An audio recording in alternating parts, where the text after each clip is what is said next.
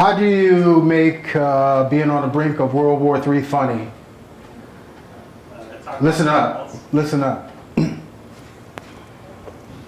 People of the world, Portland, Oregon, my brothers and sisters here tonight at the Good Foot, this is our moment. This is our time. There's no challenge we cannot meet. It's time for comedy we can believe in. For when faced with impossible odds of making all of you laugh, we've been told we're not funny. We can't make you laugh. Or we shouldn't even try. Generations of Americans have responded to a simple creed that sums up the spirit of a people. Yes, we laugh. Yes, we laugh. There are some things about being on the brink of war. You know, I'm not the war president. You elected me to undo that. But there are some things here that we should declare a war on. We should declare war on Congress. Congressional laziness. I think we should do that. Get to work, Congress. Stop the CYA. You're involved in this too. You're a partner. We should declare war on Miley Cyrus twerking. Robin Thicke's, I won't say it's a family show, Robin Thicke's private part on the VMAs. And the selfless people in the media that kept saying, replay that, show it again.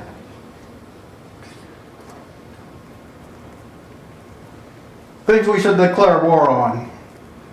We should declare war on people who openly pick their nose. We should declare war on people who openly pick their butts. You know who you are. TMI. TMI. We talk about war, but there are substitutes for war instead of violence. I'm proposing tonight we engage in a new form of diplomacy, calling it snap diplomacy. That's right, snap diplomacy. Mr. Dictator, I hear you're a bedwetter. That's snap one. Mr. Dictator, I hear that the vapors from your fart is what killed your people. That's snap two. You can blame David Little on that last joke that didn't fly.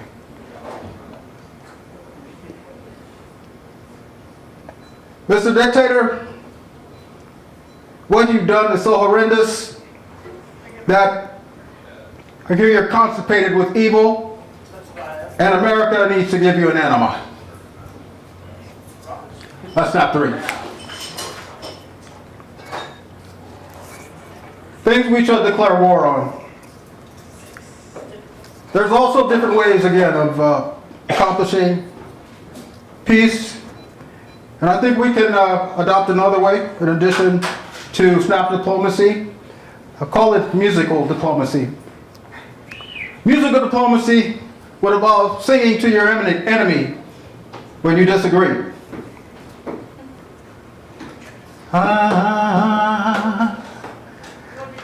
I disagree with you. Yeah. Whatever you want to do is not all right with me. 'Cause you are so crazy.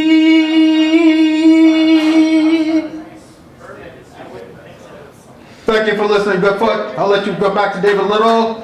Thank you. God bless you. God bless the United States of America.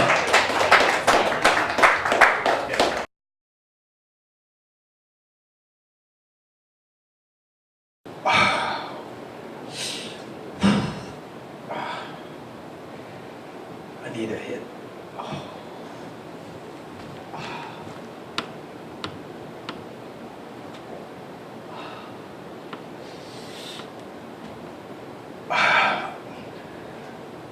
I'm an addict.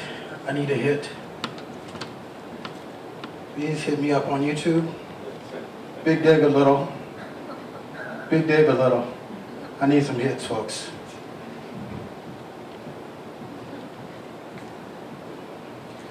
I don't know if you all ever have a dilemma when you get ready to go out, about in town, how to dress.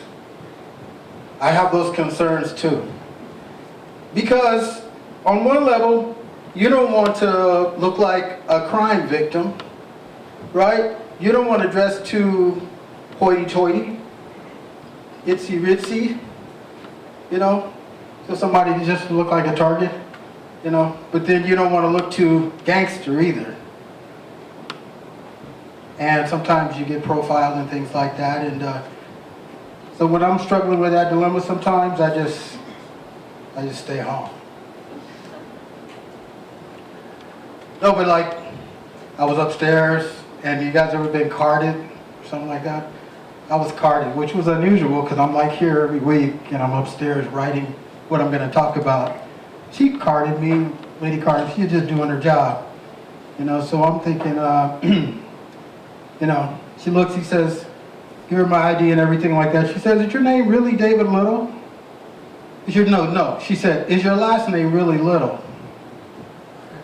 You know, and so I wanted to like say, no, actually I'm Asian and my last name is Hung Far Lo.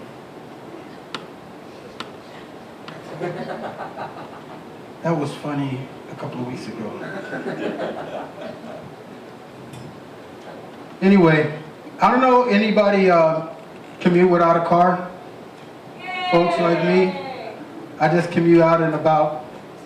I'm in a car, so when you don't have a car, everything that you would be putting in your trunk and everything like that, and your back seat, your front seat, everything, when you don't have a car, you got to carry that ish with you.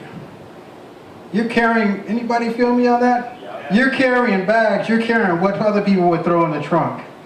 So consequently, what people think when they see me coming, oh, they go, oh, David, you're moving in. But you know, I got my camera gear and all that stuff.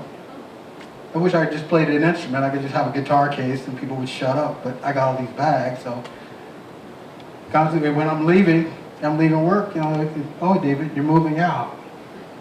What's the problem? Are you quitting, or you get fired, or what's up with that? I work a temp job. Anybody temp or ever temped? Yeah. You work as a temporary. It's I think it's kind of like surreal. It's like a science fiction experience for me. It's science fiction because, you know, you're working with folks and, you know, you start to build relationships with them and things like that. Then all of a sudden, one day you find out, Eric is not with us anymore. What happened? He's gone now. You know, fired or let go or something like that. It's kind of a really weird experience. And anybody ever been fired? You don't have to admit it. The camera's pointed on me, so nobody, you know, so you can, it's inside, I'm hearing some people go, yeah, I've been. When you're fired, don't people like look at you like you got like the unemployment virus? You haven't fired me. Oh, really? Oh, man, you can still shake my hand. No, man, that's okay. Get away from you. Anybody feeling the boycott you're talking about with the Russian vodka with boycott? No offense, bartender. I don't want to impact business or anything like that. But I don't know, LGBT folks and stuff like that, they're kind of hating on them at the Winter Olympics. And so people like pouring Russian vodka out and not partaking in, you know, Russian vodka. You know, I think we need to send Dennis Rodman back on a foreign mission again. You know what? He didn't do too bad in Korea, right? They, you know, we were gonna get nuked. You know, he went down there, did a basketball exhibit, and talked to the dude, and we're still here. So I don't know, I think he ought to put on, you know, Dennis Rodman, remember back in the day, he like put on a wedding dress. You picture him and Vladimir Putin Wouldn't that be a money shot?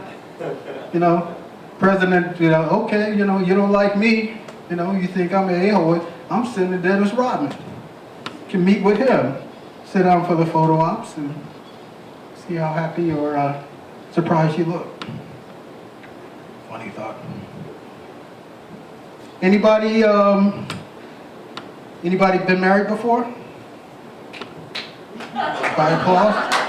Yeah, I've been married. Anybody want to get married? By applause. Yes, I'm here. I think that we need to like reach out. You know, I'm for same-sex marriage, and if people want to do that, I'm a heterosexual dude. But I think one thing we need to think about doing is just why don't we like set term limits for marriage? You know, we got expiration dates on everything else. You know, why don't you give it like 1 or 2 years, you know, when the sex is hot and heavy, you know, everybody's like still, you know, on their best behavior, they're not farting in each other's face, you know, and they're being romantic and everything like that. Because, you know, obviously, one other thing too, you know, and I recommend this. I did it twice. So I'm like a hopeless romantic. But I think I'm a pragmatist too. Because something told me, and this is true, get married on Friday the 13th. I got married on Friday the 13th both times. And I attribute that to both of my divorces. But you know what? It was a built-in term limit. So I'm single now, I'm happier, and life is great. So hey, you know, Friday the 13th, think about it. You know, term limits, marriage, think about it. I got a fear of certain things, and you know, people have said if you talk about things that you're fearful of, it's kind of therapeutic. You kind of work your way through those things and not be as fearful. I got a fear of Fukishima fish fillets. You know, where you eat like the radioactive stuff, and then I hear a chorus in my head like, oh, oh, oh, oh, oh, oh, radioactive, radioactive. And then I start turning into like a big fluorescent marker, a big color, or you know, like the people tennis shoes. I got a fear of that. I got a fear of the Fukishima. It's possible. You know, my comedy is like on different levels. I try to laugh, and then, you know, afterwards, later on, you all start talking about it. Yeah. I also have a fear of fast food. I love fast food. I got an addiction to fast food. I got this dilemma because they got a strike going on now for workers' rights. They want to raise wages from minimum cheap wages to like family wages for working at fast food places. I'm okay for that. I'm just afraid of going to a place for fast food and people are like hate their jobs. You know what I mean? You go to a fast food place and somebody don't like their jobs. I always worry about the special sauce. Oh, this dude's crossing the picket line, huh? Oh, he's not down with family wages, huh? Oh yeah, Dave below, okay. Give him the special sauce, guys. Yeah, give his button on the back.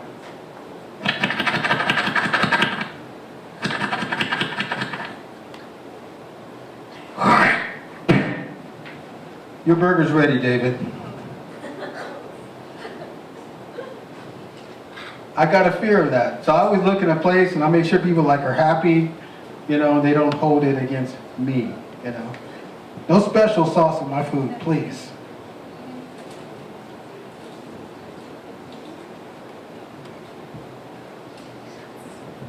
I'll close on this. Anybody, I'm not going to talk about the VMAs or anything like that, but anybody hear about like Miguel? He's an artist. And he had this really, you know how they have these really theatrical kind of openings and closings? And his name is Miguel. And what he was gonna do, he was gonna soar over this group of chicks that were waiting to hear him sing. It was like kind of a mosh pit thing. Anybody hear about it? I don't know if it happened like about a year ago. Well, he like jumped over these chicks that were sitting there waiting for him to sing, because he's like a love singer and everything like that. And he landed on one of the chicks' heads. Bam! And so it was just like flying ass in the air, and then he just like came down on her head. So I'm thinking, you know, and she like did a lawsuit against him. I don't know where it is right now, but I think, you know, next time before that happens, or if that were to happen, I think the women are going to be ready for the flying ass from Miguel if he tries that move again. And instead of like his ass to their head, I think it'll be the chicks like high heels to his balls. Kind of even things up. That sound like it's fair? I think it's fair. I think it's fair. Justice. All right, well, thank you for listening. Goodfoot, love you, thank you.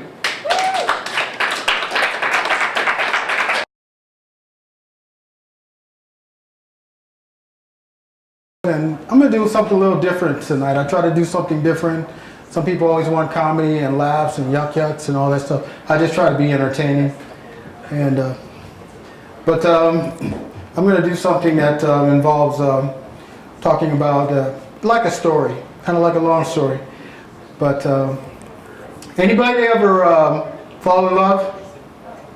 Yeah, unfortunately. Anybody ever fall out of love? Yeah, unfortunately.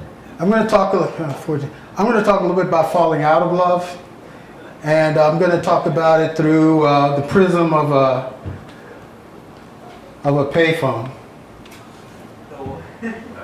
The payphone. Now, you know, if there's a payphone involved and you're falling out of love, there's going to be problems, first of all. But let's get a little retro, going back to the 90s. Anybody remember the 90s? When payphone, well, take back when payphones were pretty around before the cell phones. And going to talk a little bit about that, and just, anyway, thinking about that time you fell in love. Go back to that time.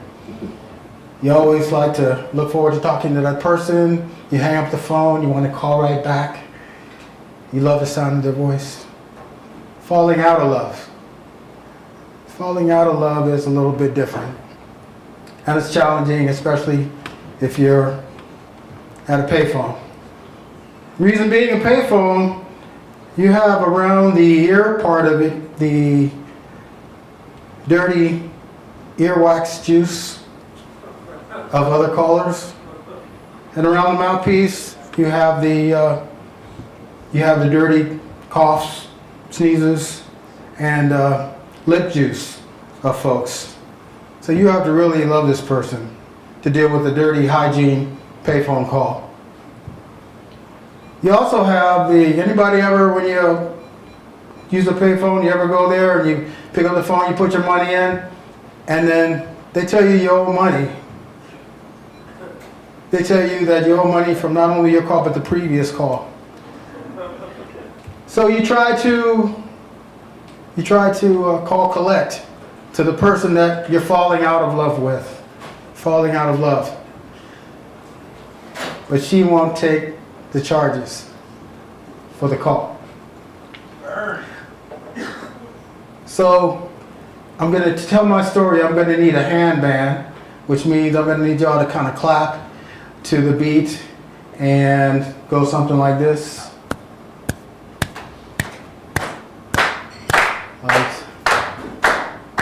I'm at a payphone trying to call home all of my change I spent on you. Where the time's gone, baby, it's over. Where are the plans we made for two?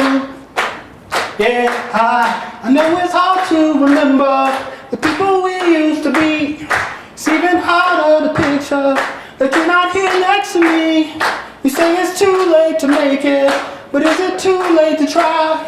And in that time that you wasted, all of our bridges burned down. I've wasted my nights, you've turned out the lights. Now I'm paralyzed, still stuck in that time when we called it love. But even the sun sets in paradise. I'm at a payphone trying to call home all of my change I spent on you. Where have the times gone, baby? It's all gone. Where are the plans we made for two?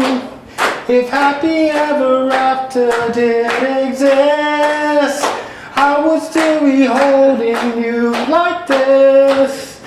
All those fairy tales are full of it. One more stupid love song, I'll be sick.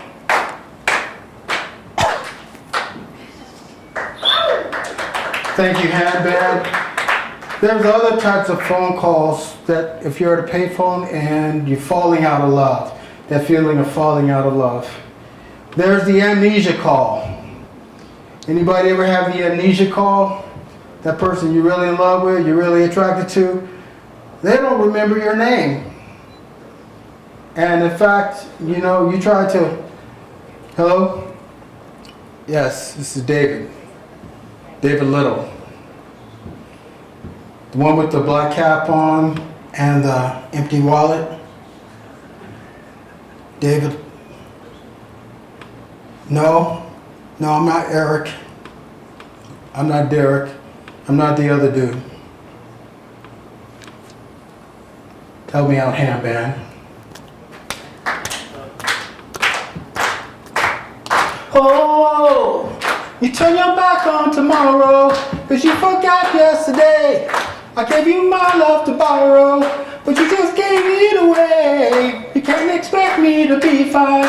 I don't expect you to care. I know I've said it before, but all of our bridges burned out. I've wasted my nights. You've turned out the lights. Now I'm paralyzed, still stuck in that time when we've called it love, but even the sunset in paradise. Okay. There's another call. There's the really tough call. This is the, I call it the tethered paying phone call. This is when the person that's on the other line says something that maybe just really pisses you off. And you want to take the phone and you want to like throw it as far as it'll go. But it won't go. That's why people that have cell phones right now, cell phone people make really good money because people throw their phones in the water and they got to go buy another phone. The tethered phone call. Hello? Yes. Yeah, this is David. Yeah, David Little. What?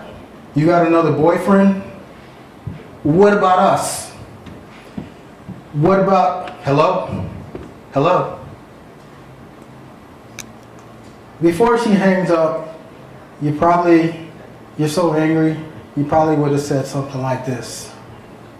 Well, F that ish. I'll be out spending all this money while you're sitting around wondering why it wasn't you who came up from nothing, made it from the bottom. Now when you see me, I'm starting, and all my cars start with the push of a button. Telling me by chance I blew up or whatever you call it. Don't need my name on my shirt, you can tell it I'm balling. Swish. What a shame, could have got picked. Had a really good game, but you missed your last shot, so you talk about who you see at the top, or what you could have saw, but sad to say you saw before. Phantom pull up, valet, open doors. What's the guard? Wait, got what you was looking for. Now it's me who then wants you can go and take that little piece of ish with you. Handband. I'm at a payphone trying to call home. All of my change I spent on you. Where have the times gone, baby? It's so long. Where are the plans we made for two? If happy ever after did exist, I would still be holding you like this. All those fairy tales are full of it. One more stupid love song, I'll be sick. Now I'm at a payphone. Thank you for playing along, Goodfoot. I'm David Little.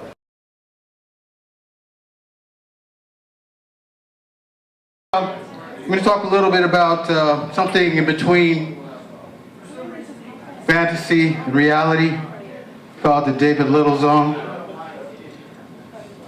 You know, the new definition of multitasking. New definition of multitasking. Driving, texting, getting into an accident, and dying at the same time. Mission accomplished. I can hear the laughter inside. See, I know where I've got the cerebral connection with y'all. I can feel that. I can hear the laughter. Anyway, how do you know when you're, when you're in a new relationship, how everything is really good? You've got that honeymoon period. How do you know that that honeymoon period in a new relationship is a little bit over? Well, the David Little zone.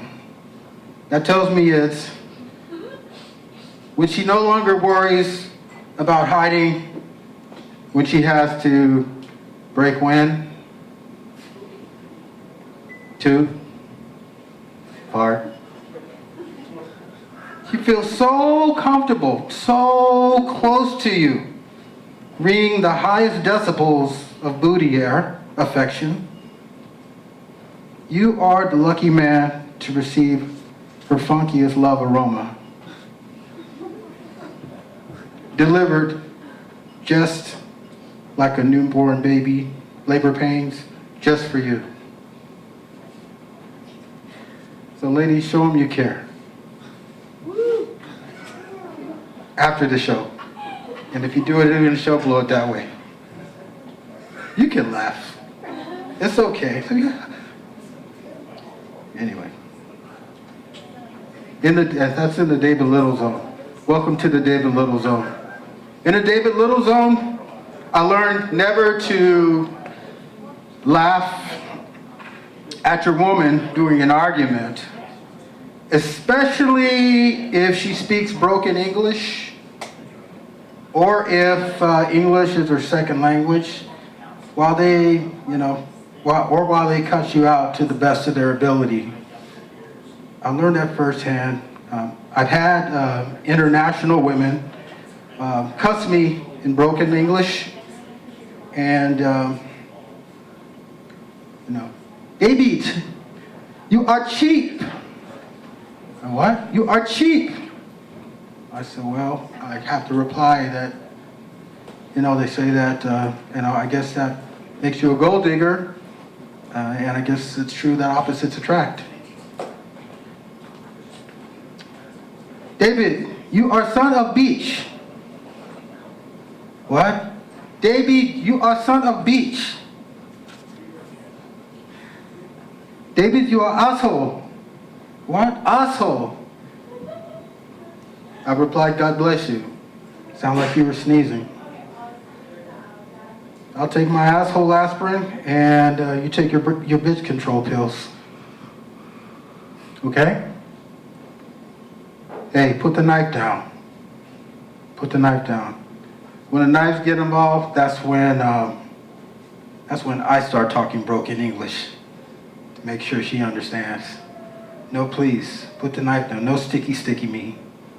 No sticky me. I hear the laughter. It's like it's just a voice. It's like the internal cerebral laughter. Very thought-provoking crowd here in the David Little zone. Well, anyway, Thelma Snowden and Louise Rodman. That's right, Thelma Snowden and Louise Rodman.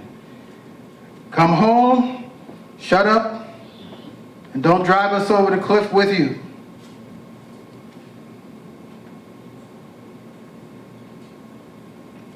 I'm David Little. I don't own a gun, so, and Oregon is a stand your ground state, so I got to get home before dark.